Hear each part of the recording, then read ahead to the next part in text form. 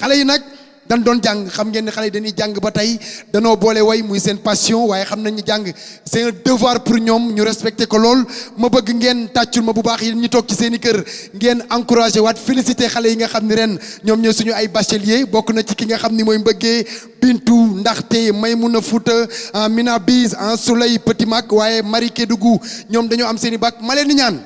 yéen site internet yi nga xam ni da ngeen ñoo topp di wane suñu yu baax rek ngeen waneel ñu lii kenn du yéen wane leen suñu yu baax partagé leen ko na réew mi xam na àdduna xam ni xale yu petit gàlle yi am nañ seen i bac dagg nañ ko dañoo boole way waaye boole kook ak jàng xarañ ci lool xale yi am ay notes yu baax ay mention yu doy waar ngay gis ci bagu xale yi félicitations à vous bu leen neexee nañu feeti li nga xam ne mooy suñu bac waaye nañ ñu ko daggal dugaloon ñu ko ci site internet yi def ciy baax ayca nanu feete yow Abba ñëwal Baye Demba dagg na bac bi Aba dagg na bac bi tey dagg na bac bi ay Bintu dagg na bac bi Bintu dagg na bac bi way Mbëggee dagg na bac bi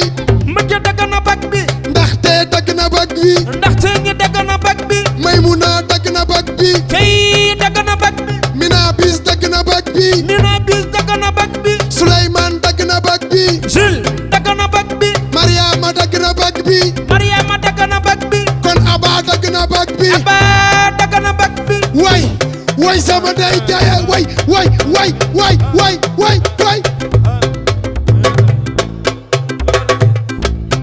Gumba jaaj ca ba jaaj ura ki gagin wuy yaay